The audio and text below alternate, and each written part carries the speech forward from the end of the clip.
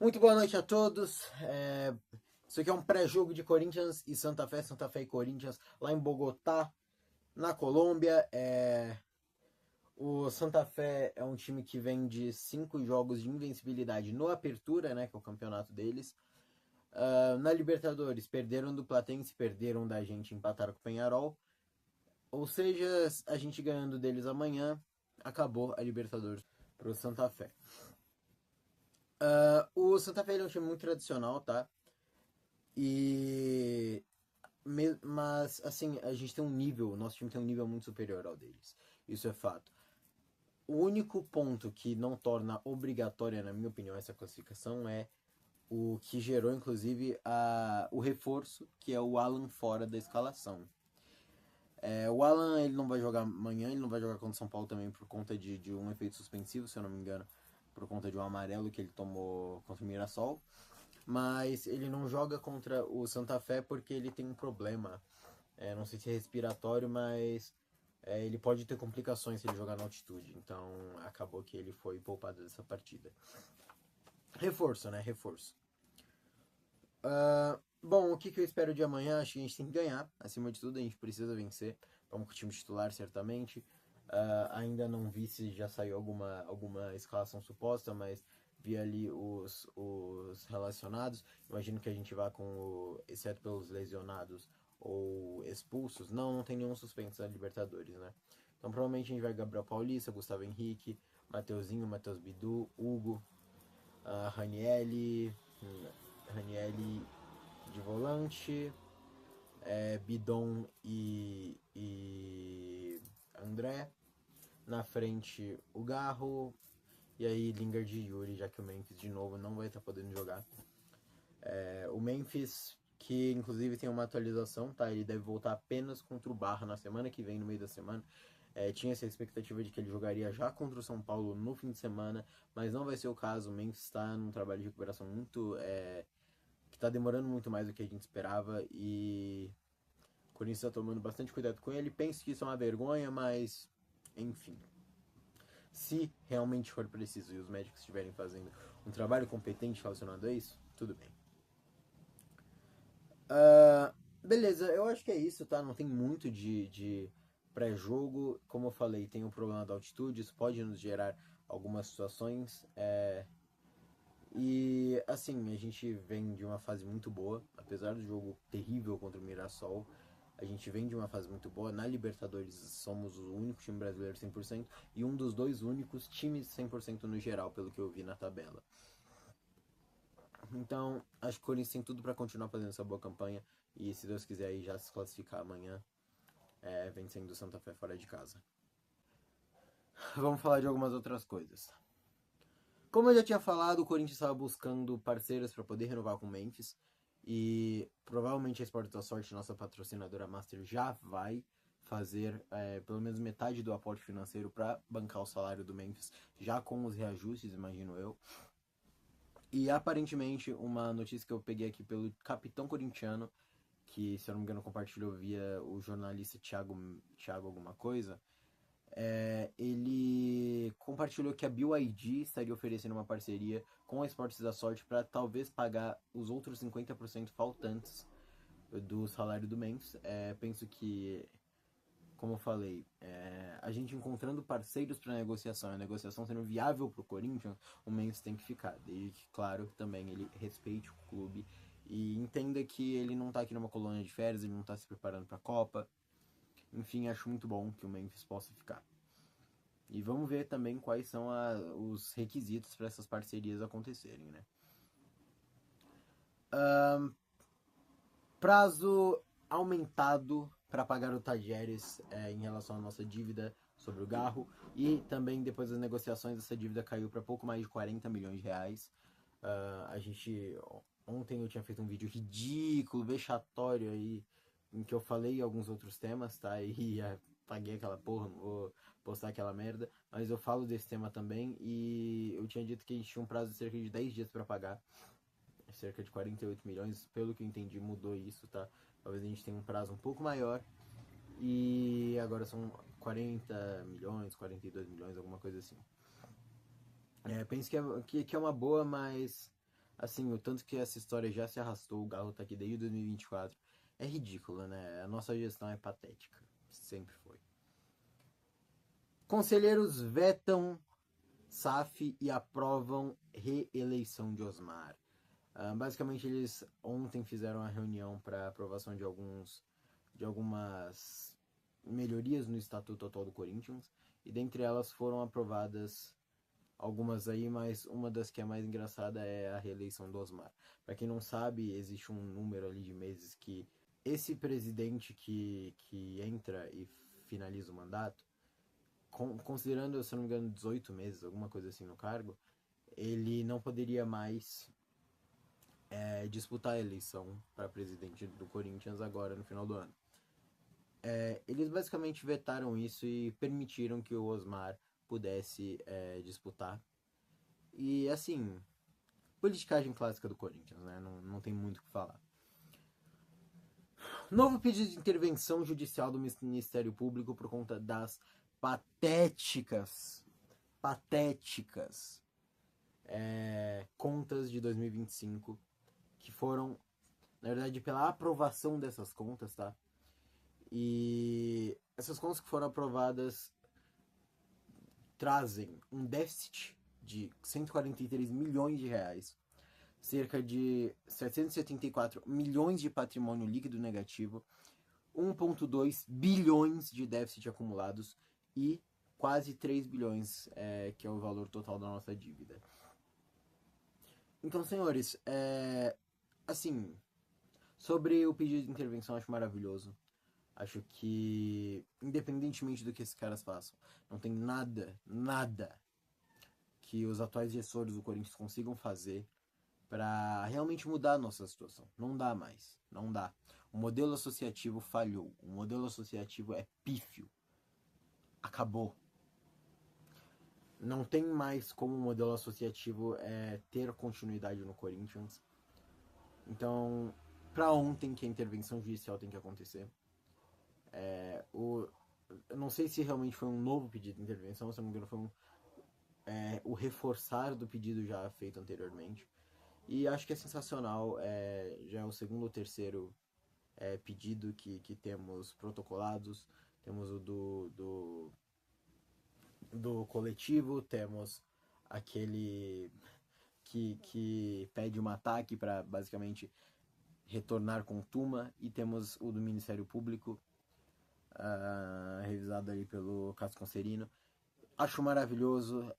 Para quem não entende como funciona a intervenção judicial e como funcionaria uma, principalmente a do coletivo, eu vou colocar um link na descrição desse vídeo, como eu sempre coloco, para uma live de cerca de 4 horas, mas vale a pena essa live, tá? Uma live em que tem vários ali, como o Cross, como o Cascão, o Kaká Catalão, entre outros, em que se explica junto aos especialistas o que seria o projeto da intervenção judicial no Corinthians e como ela é muito melhor do que o modelo que a gente tem. Beleza, já falei do Memphis, falei do Alan, Tajeres, é isso, caderninho. Agora vamos falar de um assunto que eu vi hoje mais cedo, noticiado pelo Alambrado Alvinegro, pelo Cascão. Não sei realmente a procedência dessa informação. Ele disse que um passarinho corintiano contou pra ele, um passarinho preto e branco. E basicamente é que o Yuri Alberto já estaria praticamente acertado para sair, que ele já teria até gravado o famoso videozinho de despedida, que ele sairia logo depois da Copa do Mundo. Teria então esses últimos 4, 5, 6 jogos antes da Copa, e depois disso ele sairia provavelmente para a Itália, né? Isso aí é uma suposição minha, já que a gente viu no começo do ano ele perde alguns jogos por conta porque ele estava na Itália. Ele tirou o passaporte italiano, se não me engano ele tirou a nacionalidade italiana também. Não é de hoje que noticiam que o Roberto vai sair do Corinthians, então pode muito bem ser só mais uma vez em que disseram. Pelo que eu pude apurar, nós somos jornalistas agora. O que eu pude ver de notícias hoje, não teve nada, exceto pelo Cascão, confirmando isso, tá? Não teve ninguém reafirmando.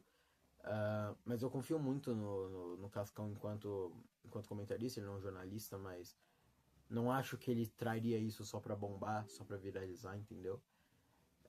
E sobre uma possível saída do Yuri, a gente tem que ver algumas questões. Volta, caderninho. Basicamente, quem substituirá Yuri Alberto? A gente tá vendo ali aquele Estevasa lá que estão querendo contratar. Estavam querendo um cara do Atlético Paranaense. Não sei exatamente as posições dele, não sei se seriam exatamente substitutos pro Yuri ou só opções de ataque. Mas fato é, não dá pra gente perder o Yuri tendo só o Guinegão e o Pedro Raul de opção para centroavante. É inviável. Tudo bem que dá pra improvisar o Memphis de centroavante e colocar o Lingard como parceiro dele, talvez, chutando assim possibilidades. Mas é impossível a gente ter um jogo viável sem um 9 pelo menos próximo do nível do Yuri. Porque o Yuri é um cara que faz a gente passar muita raiva. Mas ele é um cara decisivo. Em momentos importantes ele sempre tá lá. Gosto muito do Yuri Alberto, cara. Gosto demais do Yuri Alberto. Desde que ele chegou, assim, tivemos nossa desavença. Se eu não me engano, ele chega e ele fica 8 jogos sem marcar e ele faz um hat-trick contra o Atlético Goianiense. E nos classificos, se eu não me engano, até uma virada. Eu acho que a gente perdeu o primeiro jogo por 2x1, 2x0, alguma coisa assim. E aí a gente ganha o segundo por 4x2, 4x1. 4x1. 3 do Yuri e 1 do Gil. O Yuri, ele é um cara assim, né? Na época que o Roger Guedes era o protagonista, assim, da equipe, o Yuri tava bem sumido, fazia seus golzinhos discretos, dava uma assistência ou outra. Depois que ele sai, o Corinthians entra numa carência muito grande de ter um homem-gol, de ter um cara, e o Yuri não conseguiu ser esse cara por muito tempo. Aí o Memphis chega, o Yuri, ele dá uma melhorada absurda, a ponto de que com ou sem o Memphis em campo, o Yuri já estava sendo um cara muito melhor, muito mais bem acionado. O Dorival aprendeu a jogar com ele, o Ramon Dias soube jogar com ele, não em todos os momentos, obviamente, mas o Yuri acabou sendo aquele cara que se salvava no meio dos cabaços que a gente tinha na nossa equipe. Cara, o Yuri, ele é um cara que tem muita chance, dependendo de como ele sair, dependendo de como ficar o retrospecto daqui a alguns anos, de ser chamado de ídolo do Corinthians. O Yuri é o maior artilheiro desse século. O Yuri conquistou 3 títulos com o Corinthians. O Yuri fez gols nos 3 títulos, sendo ou o gol decisivo ou um dos mais importantes assim dessa decisão.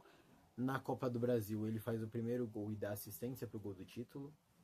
No Paulistão, ele faz o gol do título e perde um gol que seria sensacional lá na arena. E na Supercopa ele faz o gol do 2x0 contra o Flamengo no finalzinho, decidindo o jogo e matando de vez, basicamente o gol do título. O time esteve muito mal durante todos os períodos de seca dele. Pra quem não lembra, o time com o Roger Guedes, no auge do Roger Guedes, ainda não era um time bom. O melhor time que a gente teve antes dos campeonatos Paulista, Copa do Brasil e Supercopa foi aquele time do Vitor Pereira, que a gente fica em quarto, se eu não me engano, no Brasileirão, chega nas quartas da Libertadores e na final da Copa do Brasil a gente perde pro Flamengo.